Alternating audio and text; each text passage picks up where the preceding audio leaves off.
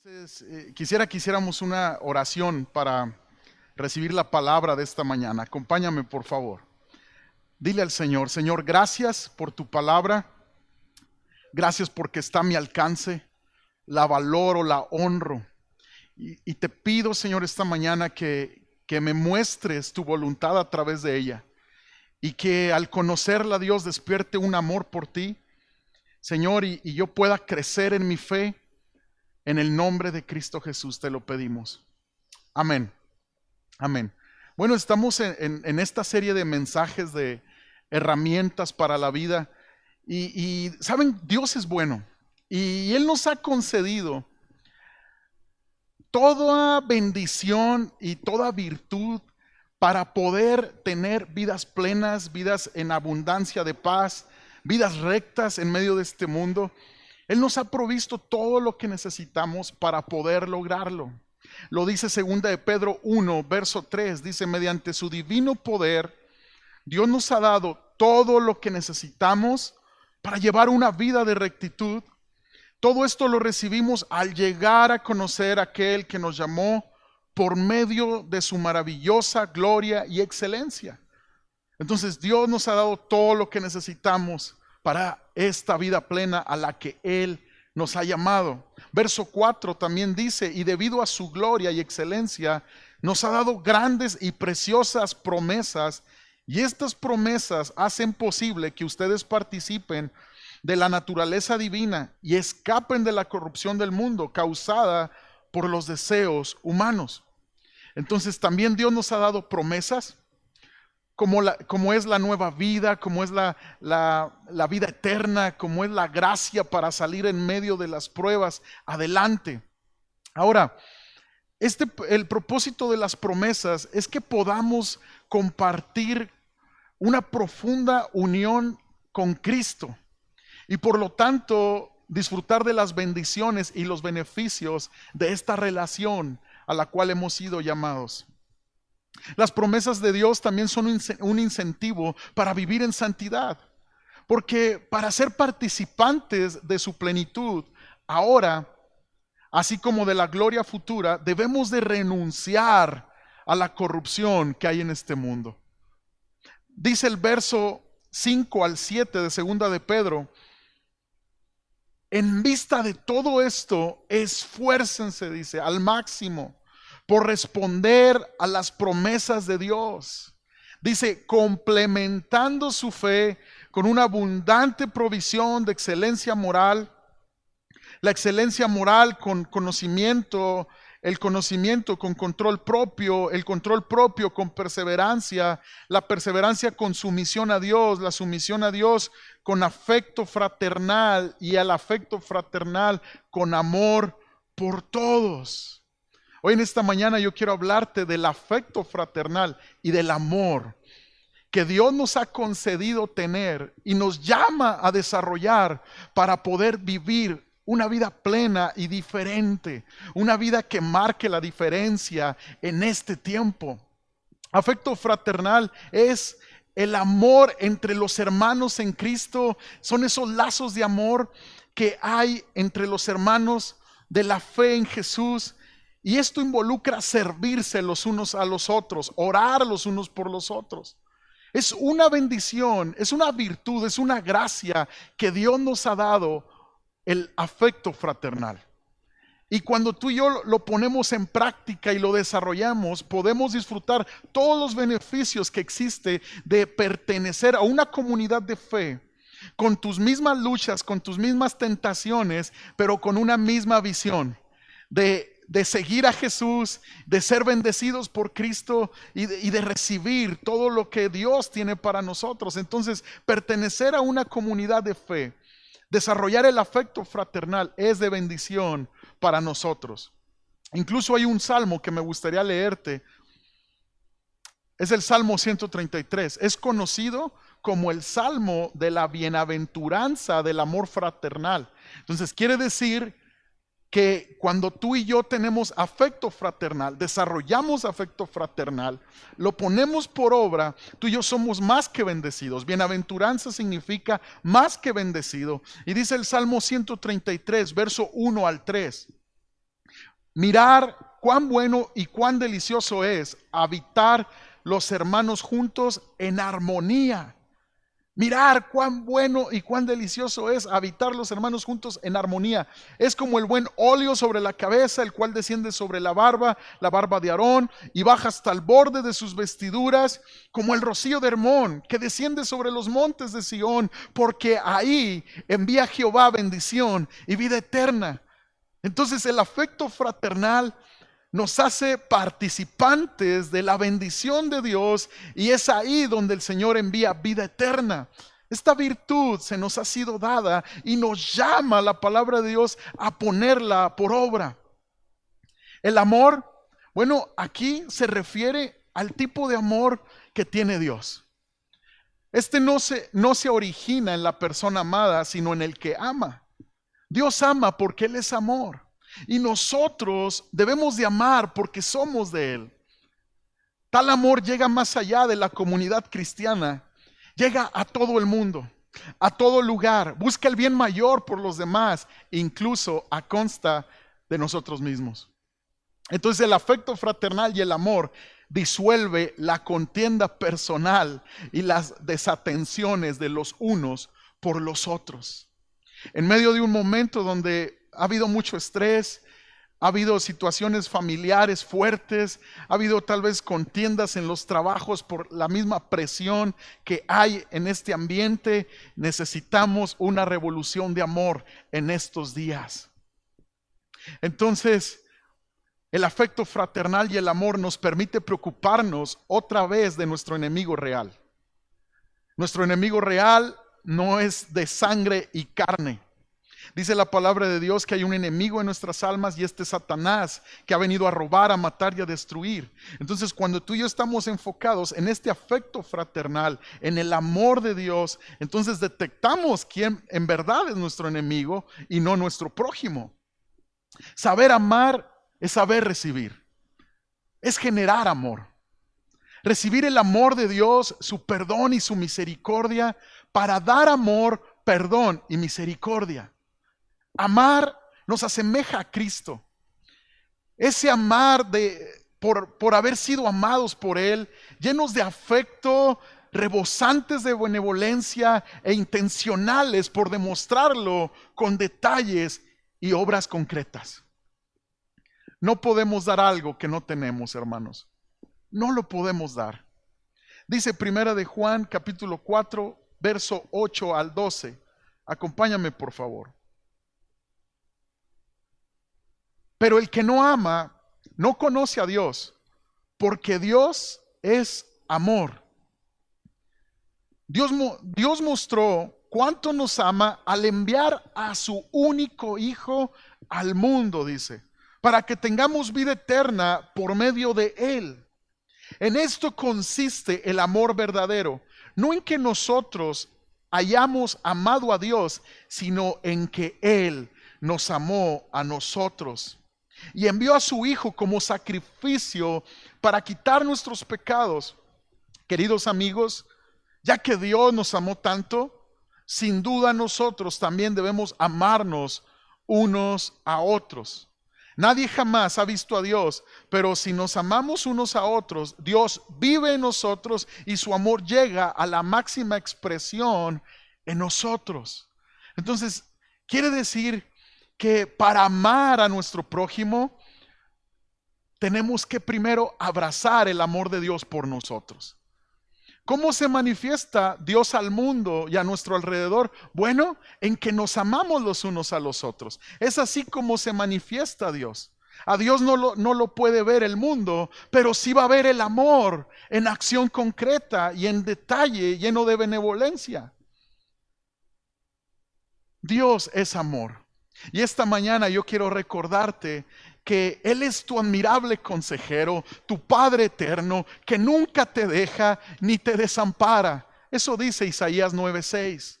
También dice Juan 16:27, Él es el Padre mismo que te ama tiernamente.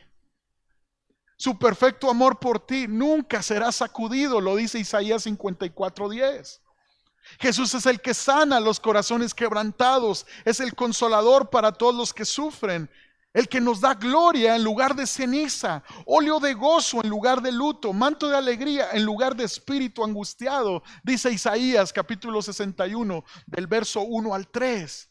La esencia de Dios es amor, iglesia, y Él te ama de una manera personal. El amor es lo más importante. Jesús confirmó que el amor era lo más importante, es lo más importante, cuando se le preguntó cuál era el más grande mandamiento.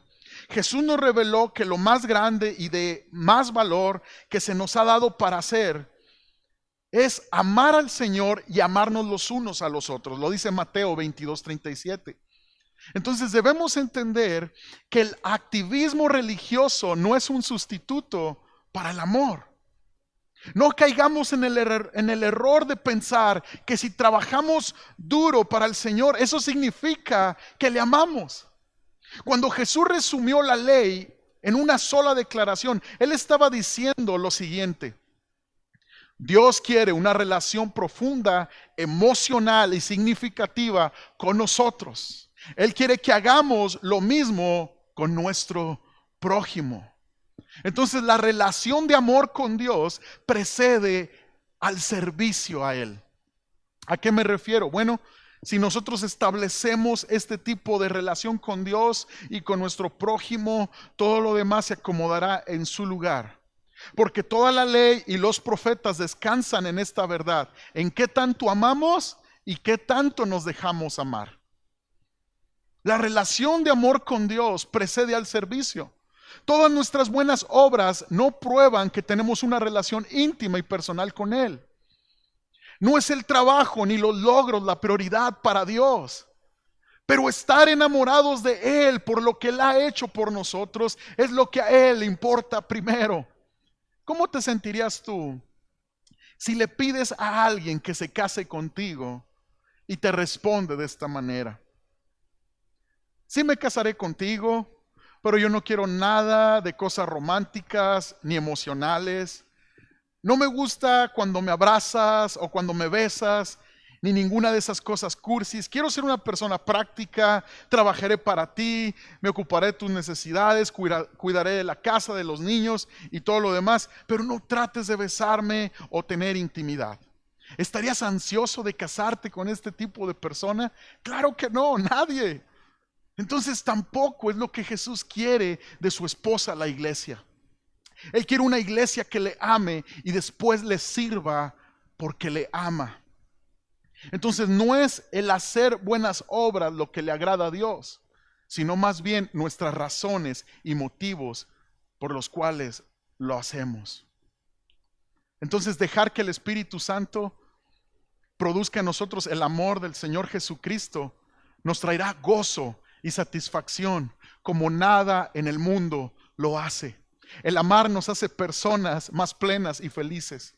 El amar es de valientes, porque segunda de Timoteo 1:7 dice: porque no nos ha dado Dios espíritu de cobardía, sino de poder, de amor y de dominio propio. El amar es de valientes. Entonces, a continuación yo quiero darte 3 ejemplos de cómo Jesús nos ama. Y somos llamados también a amar de la misma manera. Porque en la palabra de Dios vemos que de gracia recibimos la salvación, de gracia recibimos toda bendición de Dios. Entonces es por gracia que también debemos de dar. Y tenemos el primer ejemplo en Marcos capítulo 10, verso 17.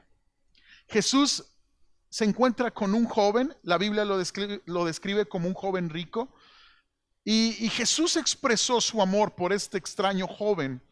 No se sabe mucho de él, pero podemos creer que tal vez era un líder en la sinagoga por su conocimiento de la palabra, tal vez era miembro del Sanedrín de los fariseos, o quizás un juez.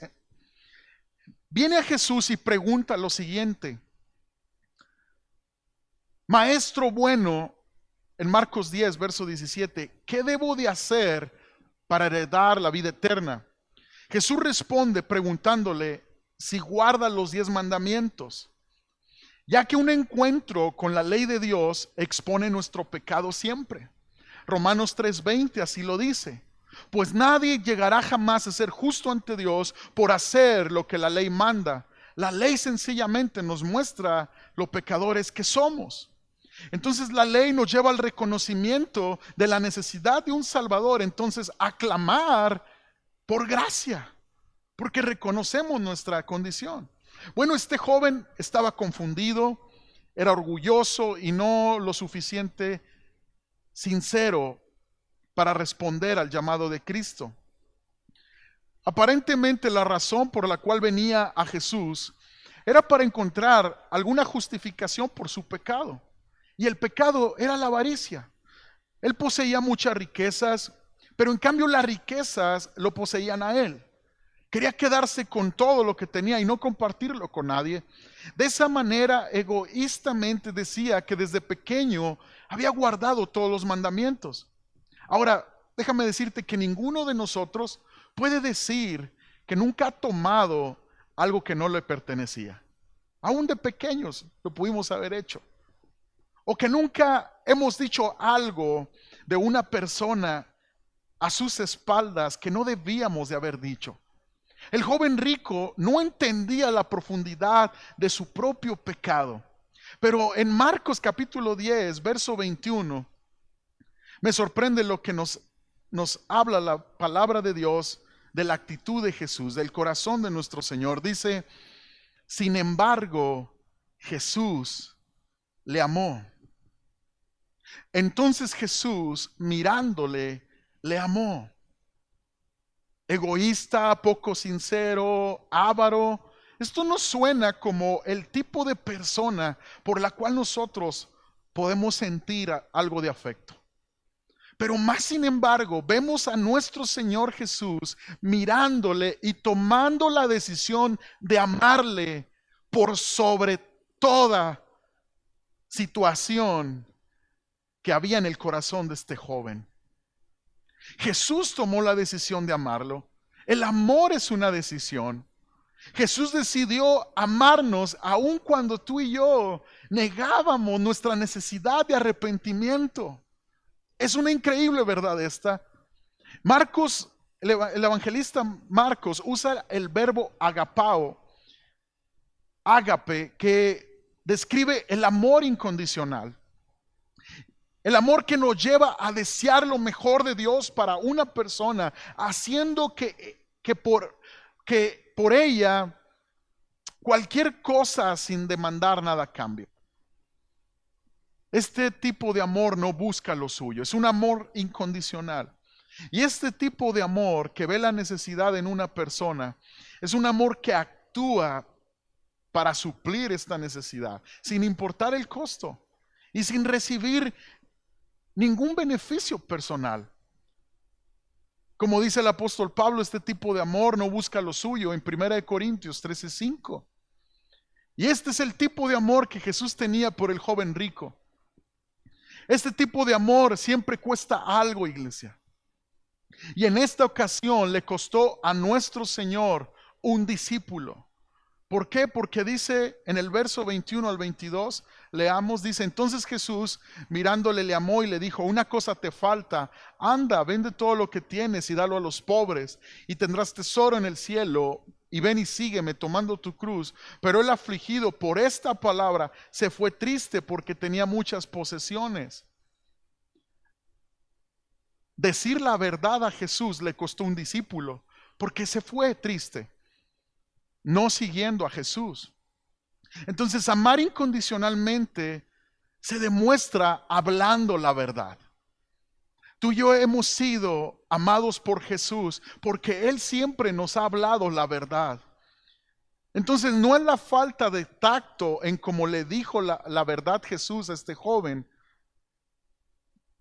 sino la incapacidad de recibir del joven el amor real de Jesús. Esto fue lo que lo apartó de Cristo. Entonces, hablar verdad siempre nos habla de un amor incondicional. Y hablar verdad no es juzgar con dureza y ofender. Déjame decirte que amar, hablando verdad, es corrigiendo en privado y elogiando en público. Jesús nos amó aun cuando no queríamos arrepentirnos. Entonces, ¿por qué dejamos de amar a aquellos que tal vez se han encontrado extraviados de Cristo? ¿Será que se nos olvida cómo Dios tuvo o tiene paciencia con nosotros? ¿Será que nos hemos olvidado quiénes éramos antes de que Jesús nos salvara? Quiero darte un consejo, iglesia. Nunca te alejes de donde se te habla la verdad con amor. Nunca te alejes. Otro ejemplo de cómo Jesús nos ama y somos llamados a amar de la misma manera es en Juan capítulo 11 verso 5. Está Jesús con sus amigos. Dice Juan 11:5, y amaba Jesús a Marta, a su hermana, que era María, y a Lázaro. Jesús se preocupaba profundamente por sus amigos. Él tenía a estos amigos como amigos íntimos. Entonces, incluso el hogar de estos amigos de Jesús se había vuelto como un refugio donde Jesús podía descansar del desgaste emocional y de la hostilidad en Jerusalén a causa de su ministerio. Entonces él podía llegar y descansar. Eran amigos queridos de Jesús y Jesús quería lo mejor de Dios para ellos sin importar el costo. Pero llega un momento donde Lázaro se enferma en este capítulo. Y cuando esto pasa, Jesús no se encontraba en Betania con ellos. Él se encontraba al este del Jordán. Entonces él recibe la noticia de que su amigo Lázaro se encuentra enfermo y al borde de la muerte. Y obviamente la reacción natural hubiera sido que Jesús regresara inmediatamente a Betania, orar por Lázaro y que Lázaro fuera sanado. Pero Jesús probaba su fe. En la mente de nuestro Señor, la mejor opción en este caso era tardarse unos días para estirar y fortalecer la fe de sus amigos. En Juan 11, verso 6, dice, cuando yo pues que estaba enfermo, se quedó 2 días más en el lugar donde estaba. Ha de haber sido agonizante para Jesús quedarse ahí mientras sus amigos estaban sufriendo. Pero a veces, iglesia, el sufrimiento es lo mejor que Dios puede permitir que nos suceda. El sufrimiento puede producir fuerza de carácter y fruto amable que ninguna otra cosa lo puede producir y que trae gloria a Dios. Lo mejor es a veces lo más duro. Así que Cristo hizo lo que sería mejor, aunque era lo más duro de hacer, porque los amaba. Entonces, dale gracias a Dios. Su amor por ti es real, iglesia. Gracias a Dios por esos tiempos donde Él ha callado mientras la prueba arrecia contra tu vida. Él ha callado por amor a ti, formando tu corazón en fe. Lo dice Sofonías capítulo 3, verso 17. Jehová está en medio de ti, poderoso, Él salvará, se gozará sobre ti con alegría, callará de amor. Se regocijará sobre ti con cánticos. Entonces quiere decir que amar a alguien no significa que siempre haremos lo que la persona quiere que hagamos. Amar significa hacer lo que es correcto desde el pensamiento de Dios, desde la perspectiva de Dios, desde cómo ve Dios las cosas. Entonces, esto me hizo pensar en la necesidad que tenemos en nuestros hogares. Como padres, sobreproteger a los hijos no es amar como Dios ama. Si nosotros los padres privamos a nuestros hijos de las consecuencias de sus malas decisiones, estaremos muy equivocados. Comprarles y concederles todo lo que nosotros no tuvimos no es amor como Dios ama. Claro que proveerles para sus necesidades cuando son menores y premiarlos de vez en cuando por su buena conducta es bueno. Pero amados, formarlos como si todos se merecieran en la vida, los hará ingratos y menospreciadores cuando tienen poco, y no valorarán cuando tienen mucho. Que el amor de Dios nos ayude a formar una generación que no piense que todos se merecen, agradecidos de lo que Dios les conceda, sea mucho, sea poco, valientes en las pruebas, que amen la corrección de sus autoridades, que amen a Dios con todo su corazón. Que Dios nos conceda amar como Dios nos ha amado. Y tercer ejemplo de cómo Jesús nos ama es Jesús estando con sus discípulos al final de su ministerio aquí en la tierra. Este es otro ejemplo del amor de Cristo, tan sustancioso, tan concreto. Es un amor en acción. Sus discípulos le siguieron fielmente durante los cortos años de su ministerio, aproximadamente 3 años y medio. Pero este grupo era muy difícil de tratar. En algunas ocasiones no creyeron en él y en otras ocasiones discutían con el mismo Jesús. Muy seguido estaban más preocupados por posiciones y recompensas que por hacer la voluntad de Dios. La noche de su arresto fueron egoístas, descorteses y desconsiderados. Se hallaban discutiendo sobre quién sería el más grande entre ellos. Lo dice Lucas 22-24. Definitivamente estas características de los discípulos no inspiraban mucho amor. Pero escucha, Jesús los amó. Esto nos dice Juan capítulo 13, verso 1. Dice, antes de la fiesta de la Pascua, sabiendo Jesús que su hora había llegado para pasarse de este mundo al Padre, como había amado a los suyos que estaban en el mundo, los amó hasta el fin. ¿Cómo los amó Jesús? Hasta el fin. Su amor le costaría la traición de sus discípulos, su negación, su deserción. Pero él continuaba amándolos a pesar de su comportamiento. Jesús estaba más preocupado por las necesidades de sus discípulos que de las suyas propias. Y nada de lo que habían hecho y nada de lo que harían en el futuro harían que su amor por ellos disminuyera siquiera un poco. ¿Cómo te sientes tú?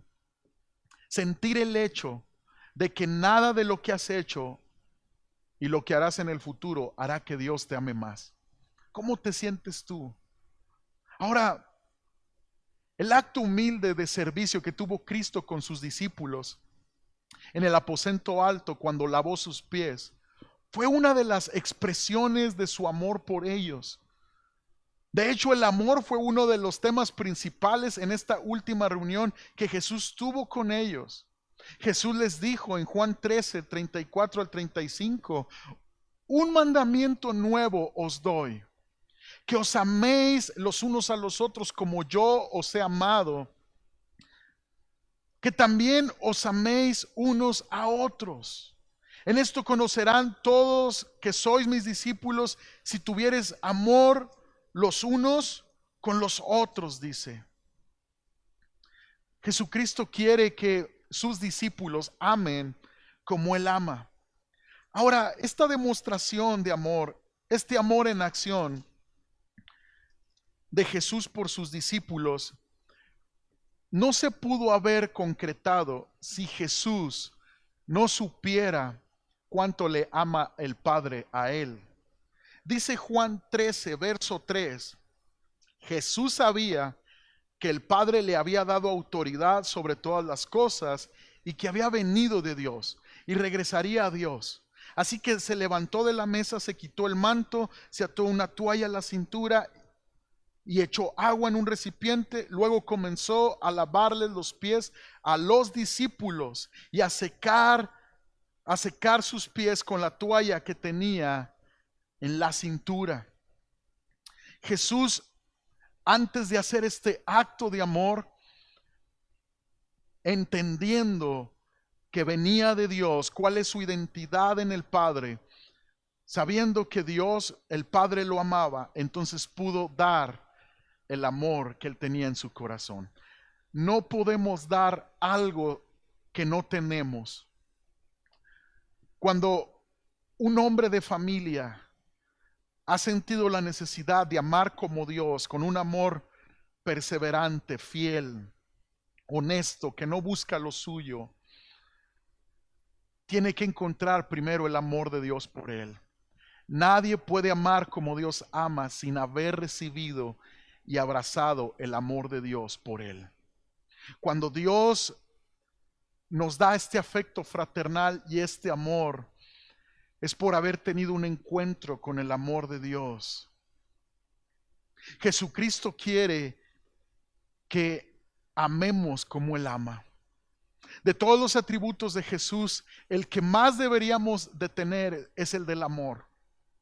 No te prives de amar, de vivir una vida satisfecha y plena por culpa de las heridas del pasado. Atrévete a perdonar, a ser libre. Vuelve a amar. Jesús nos ha amado como a sus discípulos y no se ha rendido contigo y conmigo. No nos rindamos con nuestro prójimo. Vuelve a amar. Ama como si nunca te hubieran lastimado, porque su amor es suficiente para ti. Esto trae significado a la vida, vivir para amar a Dios, a nuestro prójimo, porque Dios nos ha amado a nosotros. Yo le doy gracias a Dios por mis pastores, por mis líderes, por los hermanos en la fe que nunca se rindieron conmigo. Gloria a Dios por ellos. Tú no te rindas. No nos rindamos de amar a aquellos que tal vez pareciera difícil amarlos. No nos rindamos de amar cuando tal vez en el corazón hay recuerdos de desilusión. Jesús te ha amado a ti y te ama incondicionalmente. ¿Cuál es nuestra expresión del amor de Cristo? Bueno, la mayor expresión del amor de Cristo en nuestras vidas, Jesús nos la enseña en Juan 15:13. Dice: nadie tiene mayor amor que este, que uno ponga su vida por sus amigos. Esta gran declaración del amor de Jesús por nosotros fue cuando Él dio su vida por nosotros. Él nos demostró que esto es el amor, dar nuestras vidas por alguien más. Y a través de todo el mundo, la disponibilidad de una persona de dar su vida por alguien más es visto como un gran acto de amor. Recuerdo la historia después de un terremoto. Los rescatistas buscaban entre los escombros a los sobrevivientes y de repente oyeron un leve llanto a la distancia. Trabajaron arduamente por horas hasta que finalmente descubrieron el cuerpo sin vida de un hombre en posición de rosca, protegiendo a su hijo, quien aún se hallaba con vida. Todos estuvieron de acuerdo en honrar la memoria de este hombre por este acto sacrificial de amor. Entonces, esto vemos en Jesús.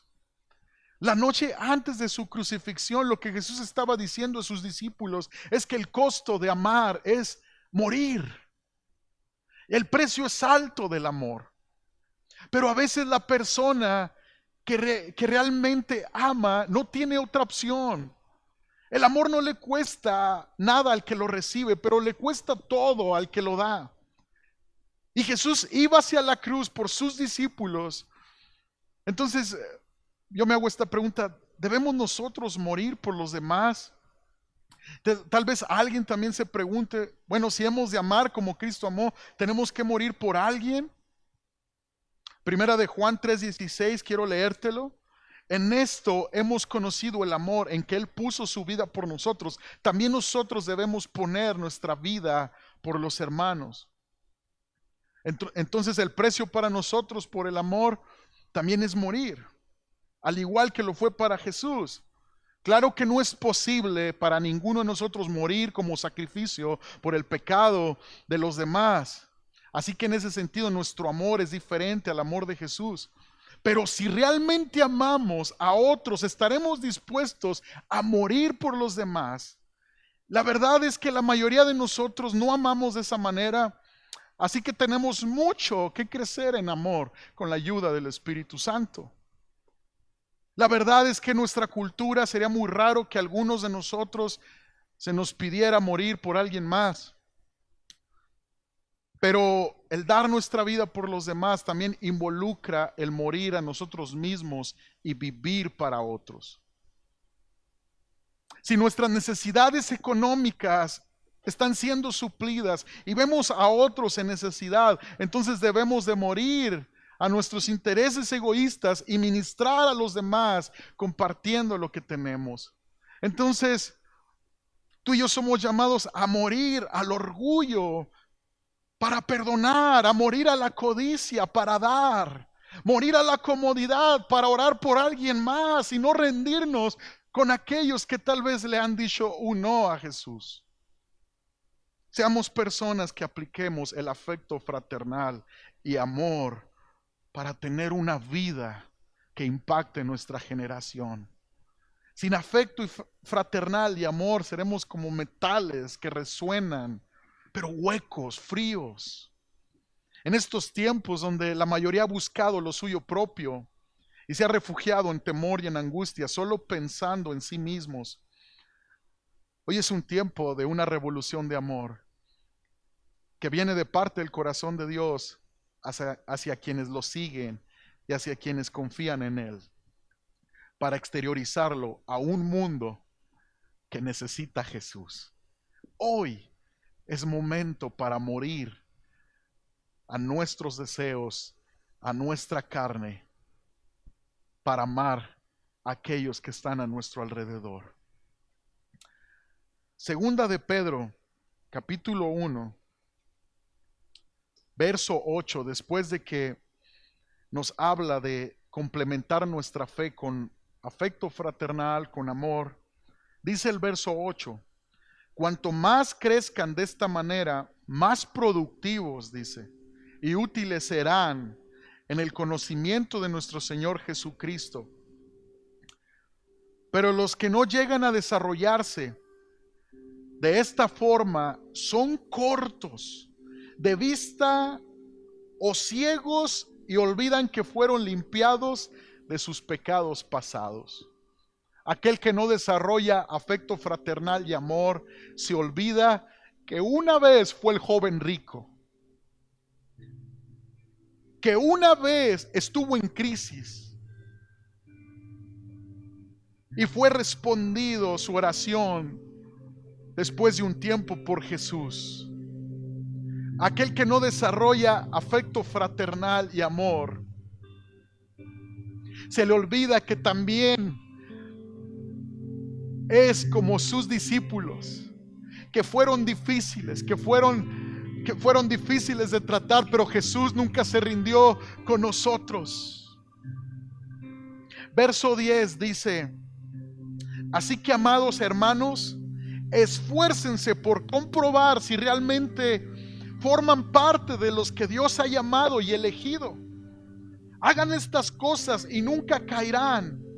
Entonces Dios les dará un gran recibimiento en el reino eterno de nuestro Señor y Salvador Jesucristo. El Señor es bueno y nos ha dado todo, amados, todo, para tener una vida plena y en abundancia. Y esto es una virtud que viene del cielo, que nos llama a ponerlo por obra. Afecto fraternal y amor, un amor entre la comunidad de fe que se expande hacia el mundo. Ora ahí conmigo en tu lugar, si gustas ponerte de pie y decirle, gracias Jesús por amarme primero. Gracias Señor porque es el fundamento de nuestra fe, tu amor primero por nosotros, que dejaste tu comodidad, dejaste tu trono, Señor, por venir a morir por nuestros pecados. Gracias, gracias por amarnos, por tu paciencia. Gracias Señor, porque todos los que estamos aquí, todos los que están en sus casas conectados a esta transmisión, reconocemos que todos hemos fallado y tu paciencia y tu amor ha estado con nosotros. Gracias Cristo. Que ese mismo amor, Señor, podamos tener entre los hermanos, entre la iglesia de Jesús en medio de estos tiempos, corazones llenos de benevolencia, Señor, un amor concreto en acción los unos por los otros, y a este mundo que necesita verte a ti. En el nombre de Jesús, ayúdanos, Dios, a amar como tú amas. Que en cada matrimonio se pueda amar, Señor, como tú amas. Derrama en el corazón de todo hombre, de toda mujer, Señor, el amor, Señor, como tú amas. En el corazón de los hijos hacia los padres, un amor incondicional que no busca lo suyo, que no señala y juzga, pero también un amor que habla la verdad con paciencia, que no espera recibir un beneficio personal, un amor que perdona y que olvida el agravio. En el nombre de Cristo oramos, Señor, porque tu amor se ha derramado en nuestros corazones, en el nombre de Cristo Jesús. Yo quiero invitarte, tú que me estás viendo y sientes la necesidad de que Jesús venga a tu vida, que la cambie, que la transforme. Te has dado cuenta que no has podido caminar esta vida solo, y cuando escuchas de Dios, pues tal vez sientes como que todo lo que te hablan es para otra persona porque tú te sientes indigno. Pues déjame decirte que para todos los que se sienten indignos ha venido Jesús. Jesús no vino a llamar a justos ni a santos. Él ha venido a llamar a pecadores al arrepentimiento para salvar sus vidas eternamente y restaurar sus corazones. Haz esta oración después de mí para que el Señor escriba tu nombre en el libro de la vida y te dé vida eterna, para que el Señor cambie tu vida, tu presente y tu futuro. Dile al Señor: Señor Jesús, me arrepiento de mis pecados, acudo a ti porque sé que eres el Salvador del mundo, reconozco que soy pecador, pero tú eres un Dios lleno de misericordia y de amor. Perdona mis pecados. Te entrego mi corazón, te entrego mi vida para que la dirijas. En el nombre de Jesús, haz de mí una nueva criatura, te lo pido. Te doy gracias en el nombre de Jesús. Amén. Amén. Amén. Yo te felicito si hiciste esta oración por primera vez. Hay gozo en el cielo, hay gozo en el corazón de Dios cuando un pecador se arrepiente. Te invito a agarrarte de Jesús, a tener fe en Él, a buscar una Biblia, a estar leyendo la palabra para que tú puedas crecer en fe. Dice la palabra de Dios que la fe viene por el oír la palabra de Dios. Dios les bendiga a todos. Queremos despedirnos de ustedes declarando esta bendición sobre ustedes y deseando de veras que el Señor esté fortaleciendo sus vidas, que el Señor pueda cumplir su propósito en cada uno de nosotros, aún en medio de estos tiempos. Señor, te damos gracias. Señor, te pedimos que hagas resplandecer tu rostro sobre nosotros, que tengas misericordia de nosotros.